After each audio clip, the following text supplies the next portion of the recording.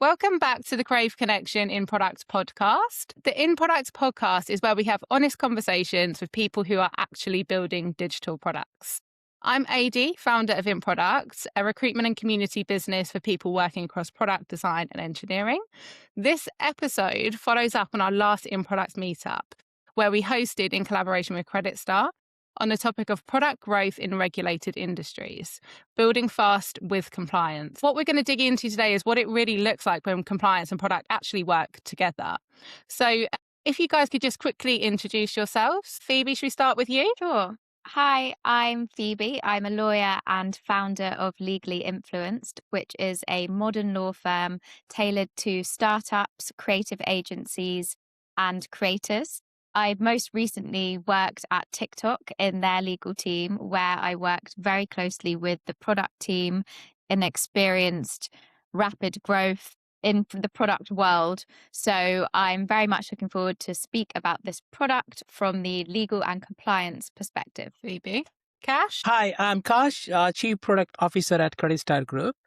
So we are a European consumer lender operating in 8 European markets. So 8 market means 8 regulations. All of them want different things, but generally the similar answer. So I run my product organization across different product lines. And yeah, I'd like to learn more about how all of us are using compliance and product in harmony. Thanks, Cash. Himmat? Hello, nice to meet you all. My name is Himmat. I am responsible for VPN products at Gen Digital. Gen Digital is the parent company for many household privacy and security brands such as Norton, Avast, AVG, and Vera, etc. You may have heard of them. I'm coming at this from a very different angle, which is VPNs self-regulate. We don't typically have a compliance body that governs us. We hold ourselves to a certain level, and we have to meet those compliance standards for our customers.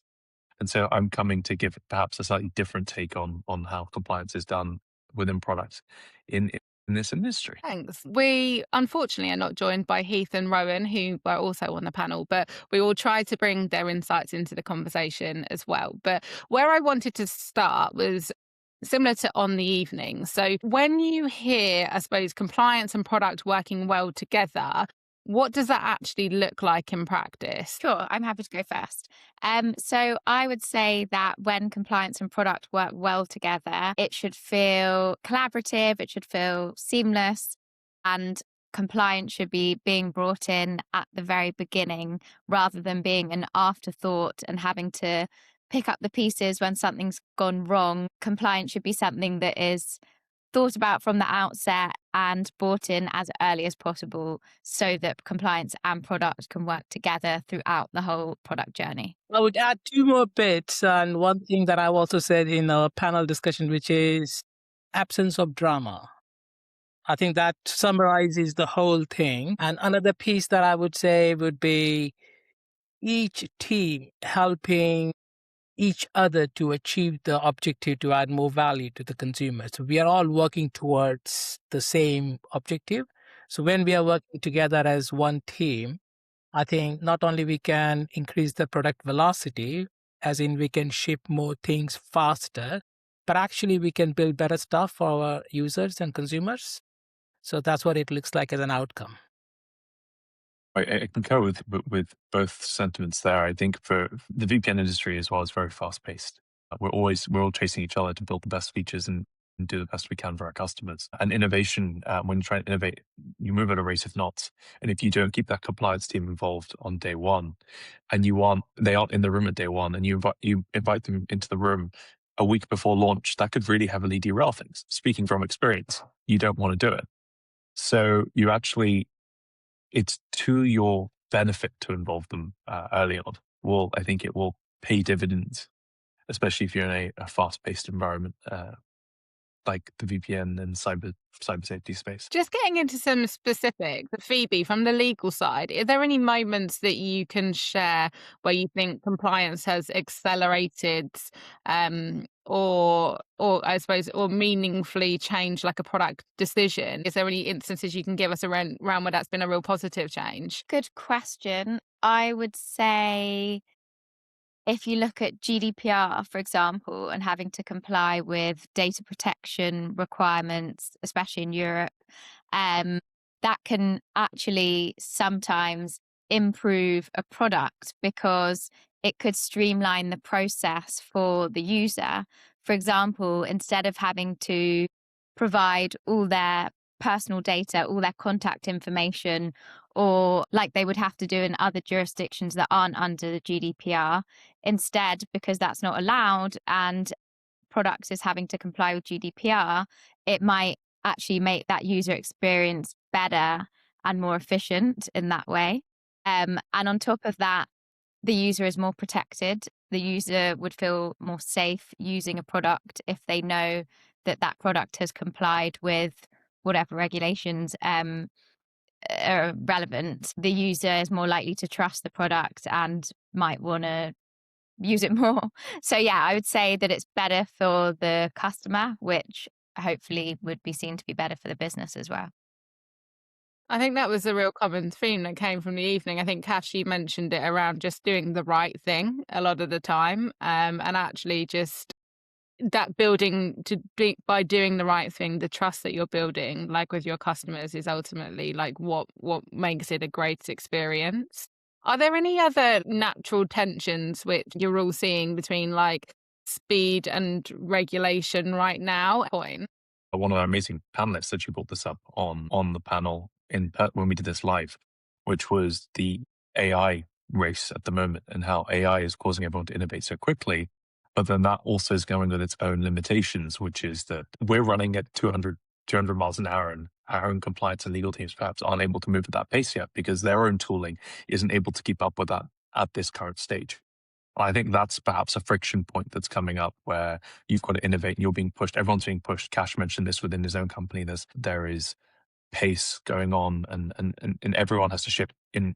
They're shipping in much quicker cycle times. But that then means your compliance team have to review, be in the room, and they have to iterate equally as fast too. And I don't know, I'm not speaking for anyone else's companies, but I think a lot of companies perhaps are struggling to keep up with that pace from a compliance perspective. And I think that's something that we should definitely keep an eye on over the coming months, because I think that's going to cause more and more friction going forward. Mm. I think in my business, it's not just about the speed versus the regulations and the compliance. It's also about the multi-market regulatory complexity. So even though we offer, let's say, consumer loan, the rule that we have to follow in UK are slightly different to how I have to do it in Estonia or Finland or Czech Republic or Spain. So think about a team of 150 people all trying to build a product for the consumer, having to comply with all these regulations.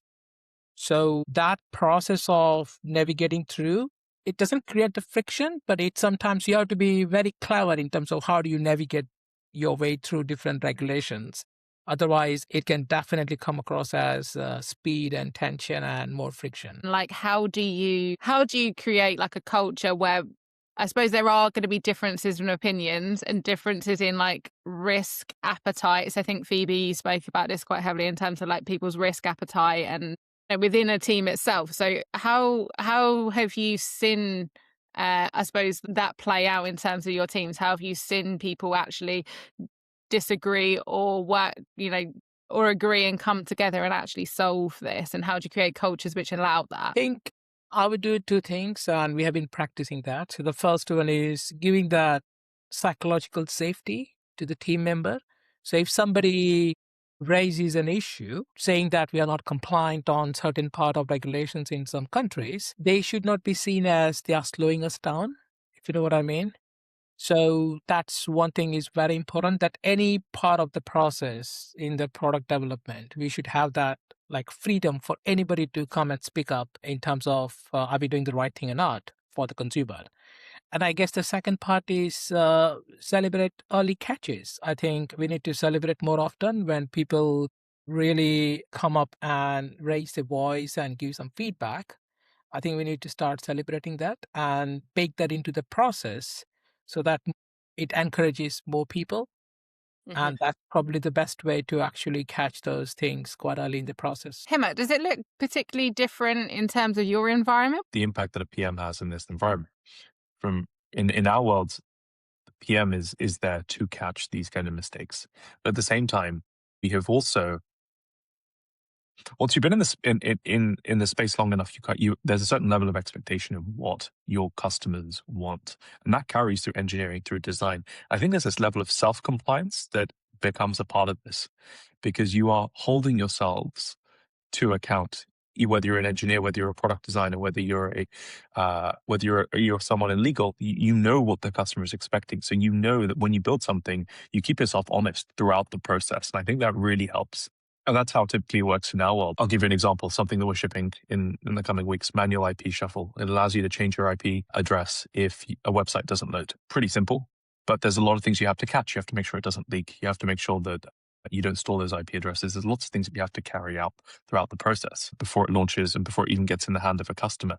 And so engineering catch things that I miss, but they will catch it. So actually, but we can't do that. You've got to consider this. You've got to consider that. Our data team will say, okay, we obviously can't have telemetry on this. There's no way we can have telemetry because you don't want to track that information, et cetera, et cetera. So we all keep each other honest because of the basic understanding of the principles. And that's almost how we keep ourselves compliant. Nice.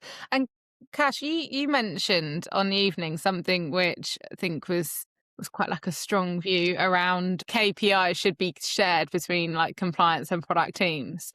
Tell me more about that. So I think if you think about the product and engineering team on one side and the compliance team on the other side. So what we are optimizing for is the conversion. We are optimizing for revenue. We are optimizing for more sales, if you like. On the other hand, the compliance team is optimizing for protecting us and make sure that we don't have any bad incidents, if you like. So both of these objectives are slightly different, and that may create a bit of a tension and friction in terms of how fast we as a business can move forward. So yes, if we can come up with a KPI or some sort of outcome-based approach where both teams are looking at from the same lens, that means we have less debate and we both are working in the same directions. Now, it is very hard, obviously, because both teams' jobs are different. So we need to just find a balance to see how we can actually make that happen. And one of the best way that I have achieved that, as Phoebe said in the beginning, like, get the compliance team involved quite early in the process. Make them understand what we are trying to do and why, rather than giving them a piece of paper and ask them to check, are we okay or not okay? Give them more context. When they understand what we are trying to do and why and how does it affect and how does it align to our business vision and mission, then they are more likely to come forward with better solutions, and then they're likely to more options on the table. Totally agree with that. I think we've discussed how the two-way education is really important. So I think that the compliance team should be educating the product teams and the other business stakeholders about what they need to be thinking about from the outset, help them think in that way so that there's some sort of element of self-serve and the compliance team don't need to be involved in every single business decision. So I think there needs to be education in that sense so they understand fast-moving areas of compliance and what to look out for. But then, like you just said, that needs to go the other direction as well, that the compliance team need to understand what the product teams are trying to achieve and what the timelines are, why those timelines are there, what the value is of a particular decision or product or whatever it might be, so that both teams are aligned and then they can move towards working to the same outcome. When you're understanding that new features or new products are being launched, rather than waiting to be asked to come into it from the team, actually showing an interest in that and trying to kind of like move the legal team into the product space from your direction as well. So I think we've been coming at it more from like a product perspective, but I think it's definitely kind of working both ways, isn't it? What is the most common reason that people have tended to come to you from like a legal perspective? Is there anything that like teams or people are more worried about in terms of like, financial risk, reputational, anything like that you've seen, any particular kind of common trends where you think legal's really added value? It really depends on what area the business is in. I think to bring it up again, GDPR, data protection, that's always a big one because that impacts every single business. And a lot of the times, businesses don't realize that, they don't put things in place, and the consequences can be very significant. The fines that are involved with breaching GDPR are really high. So that comes up the whole time.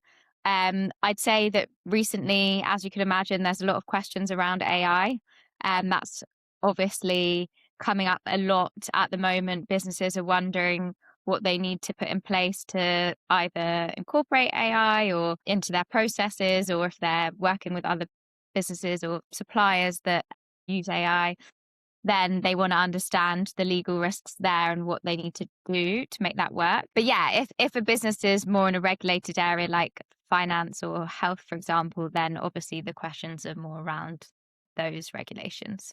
Are there any approaches that you can share with me where like doing the right thing for customers isn't like explicitly required by law, but you think it should be, and where that's paid off and where that's kind of actually shown you reward? So the withdrawal story was a few years back, we had the Silicon Valley Bank. They were in a bit of a situation.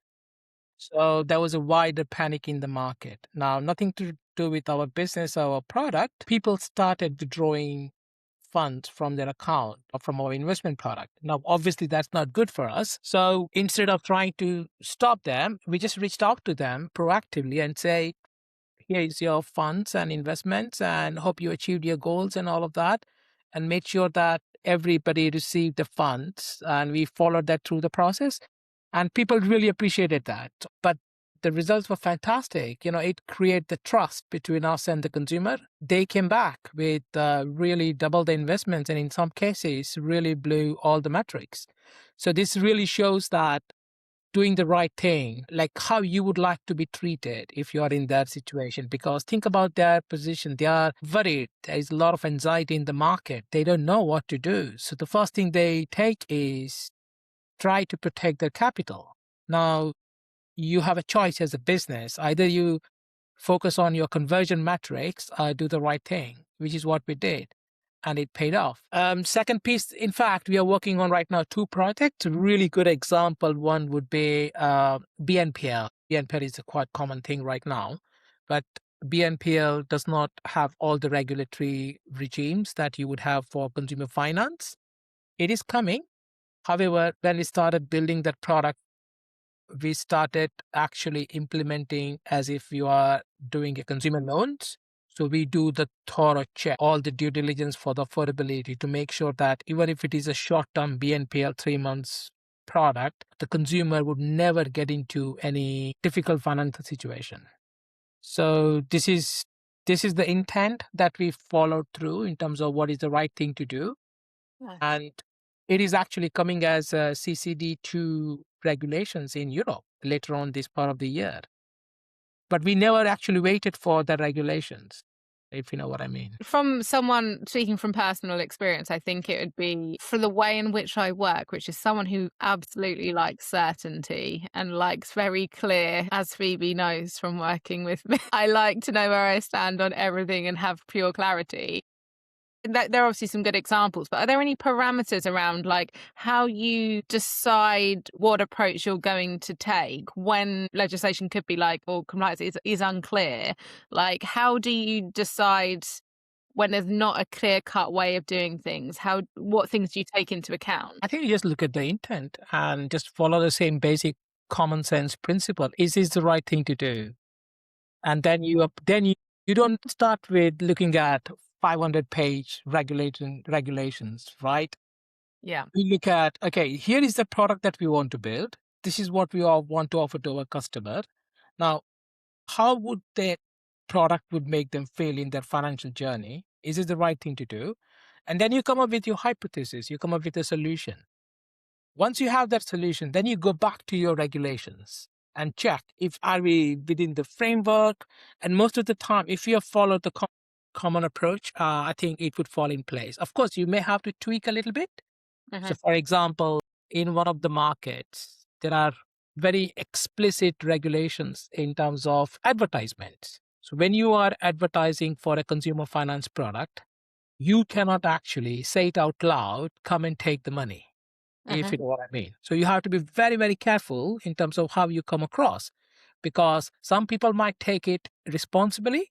Some people might take it like, okay, free money, let me go and apply and get the money. And then before they know, after 6 months, they are in a situation that nobody likes.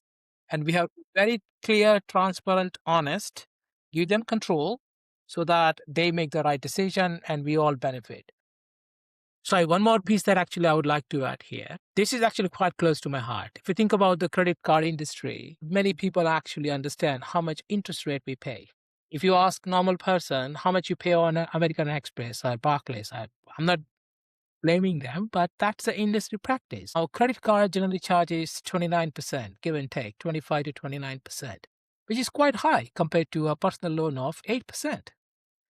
So if you think about it, in UK, 60-70% of the people revolve their credit. When you get your credit card bill, have you seen a line item that clearly says that this is the interest that you pay? Nobody.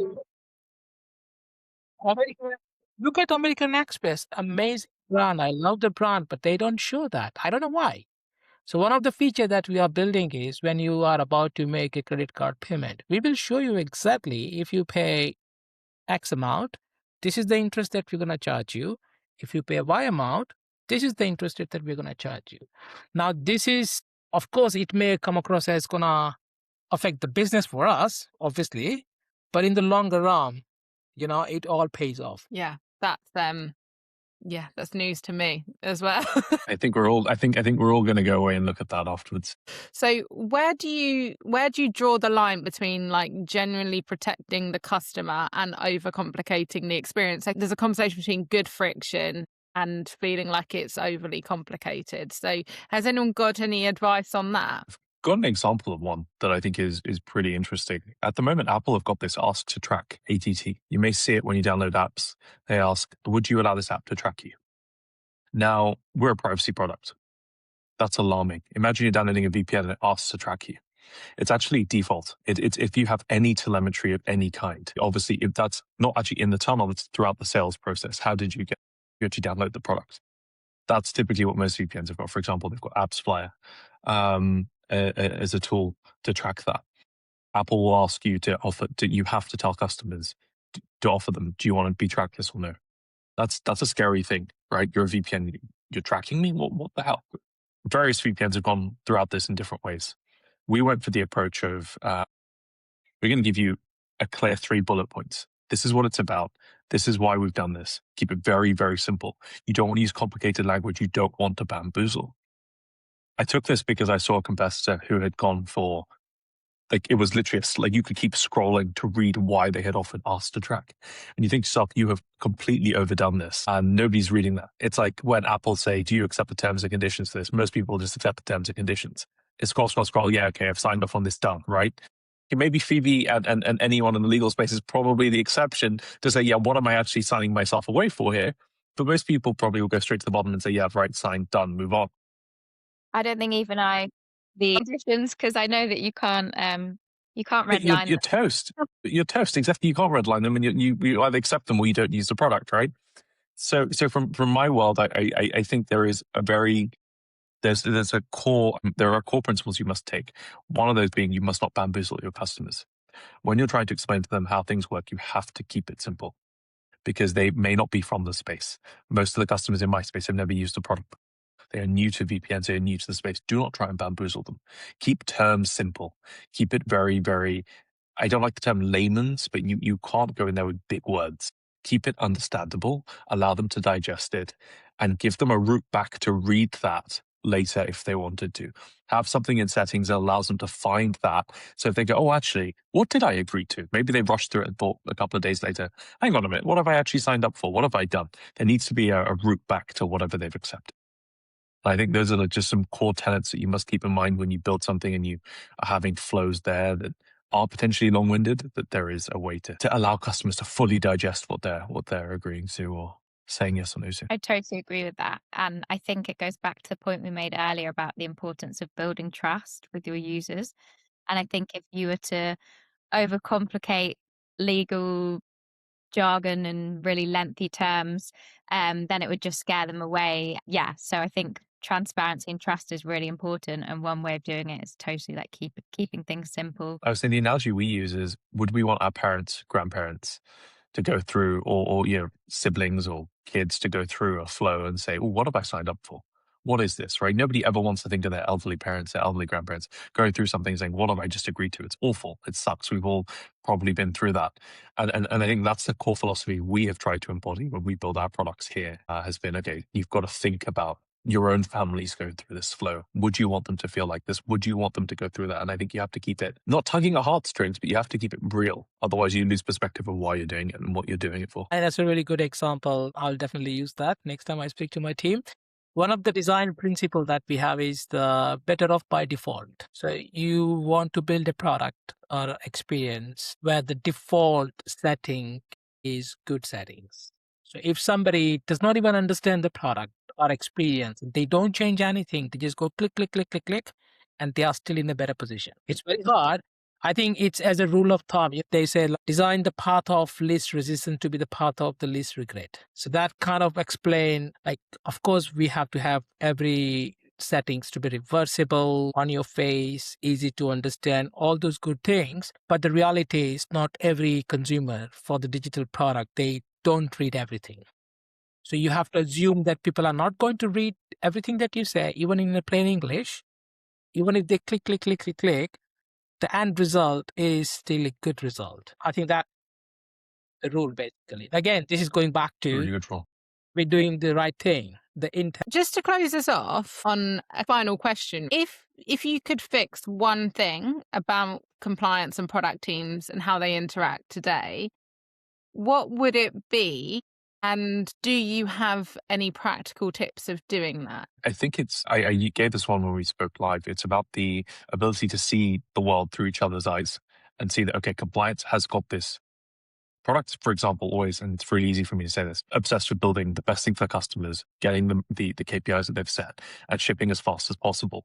Your compliance team are trying to stop your company from getting sued, trying to stop harm to the customers. You have to appreciate both elements of that. And I think it's very hard when you haven't worked together and your compliance teams sit separate and to your product teams and your engineering teams and your design teams for you not to appreciate each other's viewpoints of the world. I mean, there's that saying, walk a mile in someone else's shoes, right? You've got to appreciate why and what they're trying to stand for, each side, right? And a practical tip in solving that is actually sitting down with them in person, sitting down with them, having lunch with them, understanding them as people, because fundamentally you are two groups of people with different outlooks. And I think that really helps break that divide, because there's a real enemy, frenemy kind of viewpoint here. And we joked about this with the audience. And it isn't really that. You are looking to do the same thing for your customers. Your interests are actually very aligned. You're much closer together than you think you are. Spend time together, spend some time in a workshop together, socialize, and I think you'll realize actually there is a much more common ground and a common viewpoint than you may think. Similar to that, I think I'd like to change the perception of compliance and of lawyers. We get a bad rep. Compliance is often seen as a blocker, slows things down, gets in the way. People just want to ignore and avoid. So I would like to change that perception and show, like you just said, that we're on the same page, we're working together, we're humans. And I think one way of doing it is socializing, going for drinks, but building that relationship between the two teams, the education piece, both ways, and just working together as a team throughout the whole process. So getting involved early and building a product together rather than feeling like you're working against each other. Maybe I'll go with something very basic that everyone can start off with, the order in which both teams talk. So even though we say it out loud that we need to get everybody engaged from the beginning, etc., it's hard to practice, especially when you have so many projects moving on. Like, think about the compliance team of 5 people supporting an engineering and product engineering team of 100 people. How are you going to get all of them at the right time? So I think that is something that we can really work hard on, being more disciplined, getting them talked quite early in the process. The second one is the language, the way actually the whole product team think about the way they talk about the consumer values and how the compliance looks at it. and do a bit of a workshops and make sure that we have a common ground in terms of how we think about the consumer values. It feels like a bit of an investment upfront as a business, but I think it pays off eventually, especially if you are looking at the large, complex regulatory program of work. Third one, let me give you a little bit of more proactive one. How about we just kill the titles? We don't call them a compliance and product. It's basically the two different teams looking at the same jobs from a different lens. I think those titles sort of already exist, right? Like if people are starting to head in that direction, you do see product compliance roles. As in, you are seeing in the US, in bigger tech companies where those compliance teams actually do sit within the CPTO org. They aren't as siloed. They do sit within that org. They do look for people who have those sorts of skills, and they don't report in the legal or the ops chain. They do actually sit within the product and technology org. So I think we are actually heading in that direction. I just think it's not very common yet.